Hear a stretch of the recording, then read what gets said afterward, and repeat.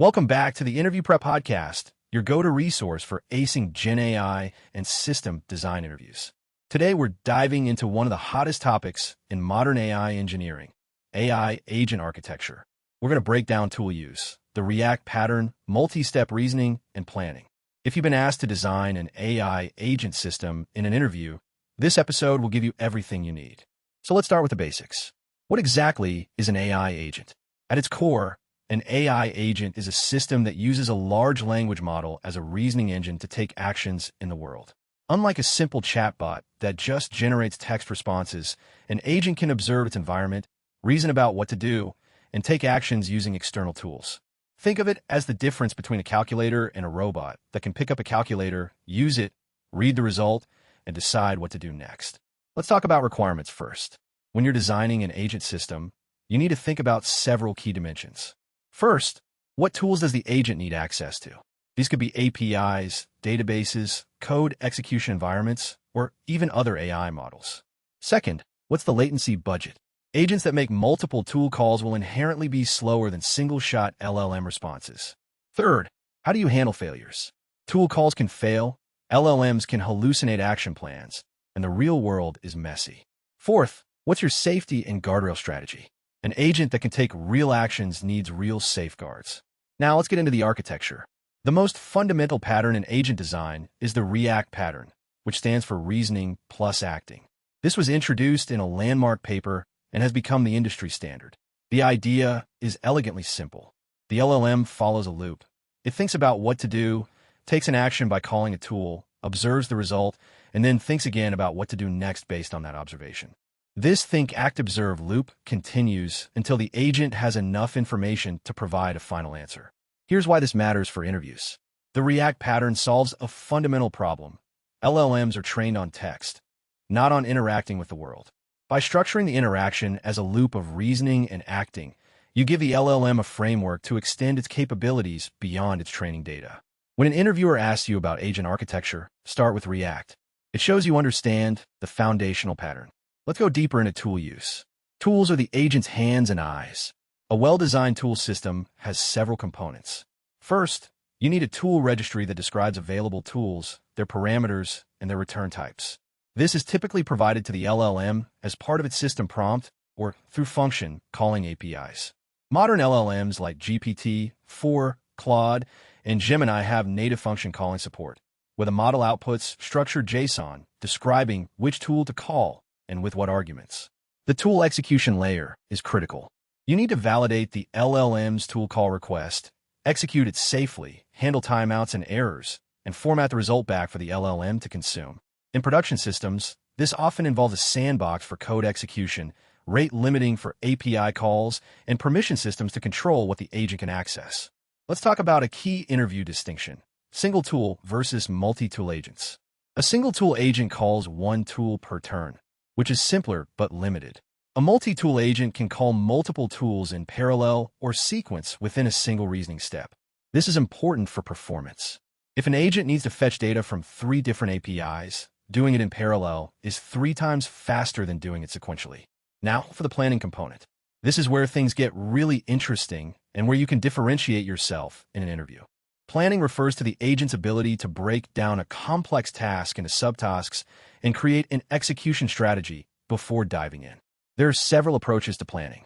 The first is chain of thought planning, where the LLM simply thinks through the steps in its reasoning trace. This is implicit planning and works well for simpler tasks. The second is explicit plan then execute, where the agent first generates a complete plan as a structured output, then executes each step. This gives you visibility into what the agent intends to do before it does it, which is great for safety and debugging. The third approach is hierarchical planning, where you have a planner agent that creates high-level plans and worker agents that execute individual steps. This is the architecture behind systems like AutoGPT and similar autonomous agent frameworks. The key trade-off here is between flexibility and control. More autonomous planning gives the agent more capability, but makes it harder to predict and control.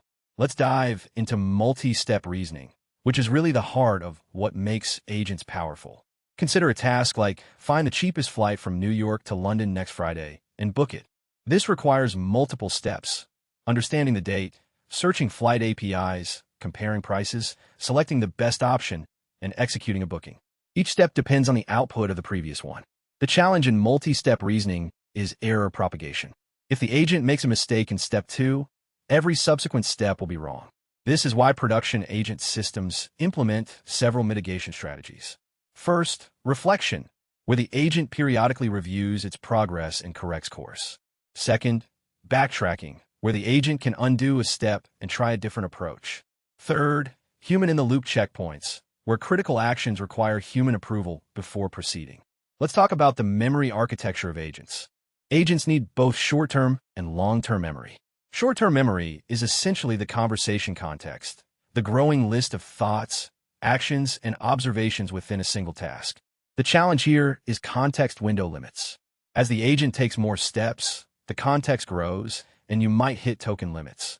Solutions include summarizing earlier steps, using a sliding window, or implementing a retrieval-based memory that stores past interactions and retrieves relevant ones. Long-term memory is about persistence across tasks.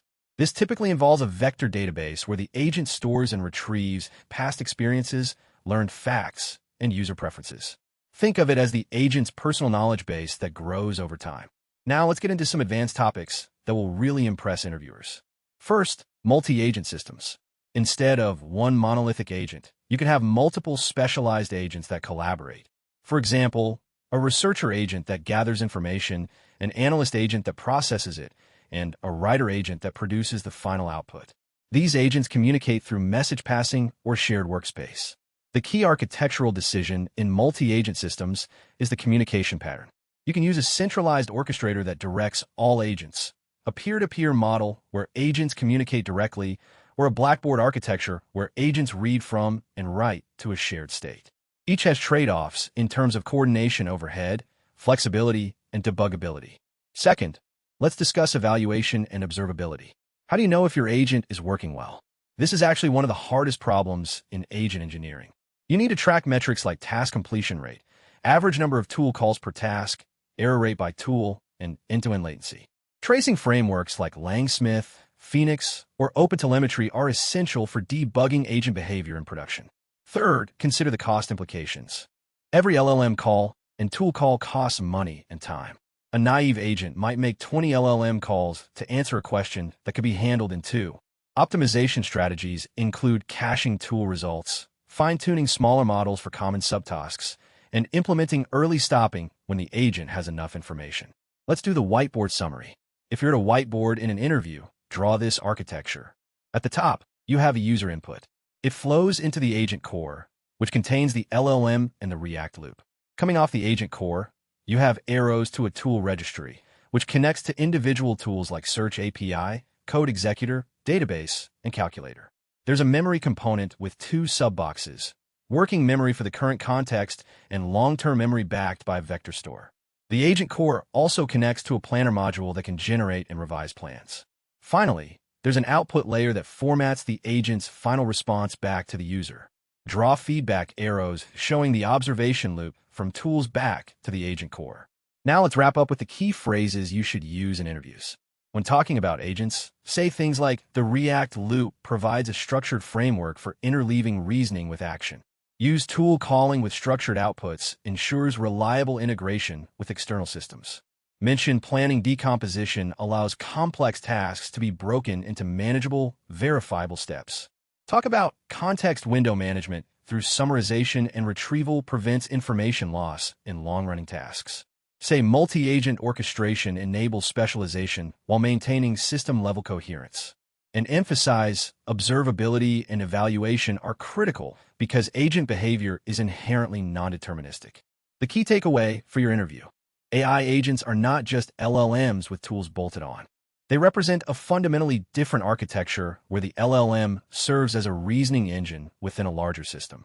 The best agent systems balance autonomy with control, capability with safety, and flexibility with predictability.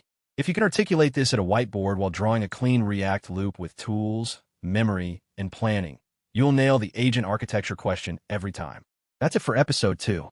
Next time, we'll tackle the question every ML engineer gets asked. When should you fine-tune?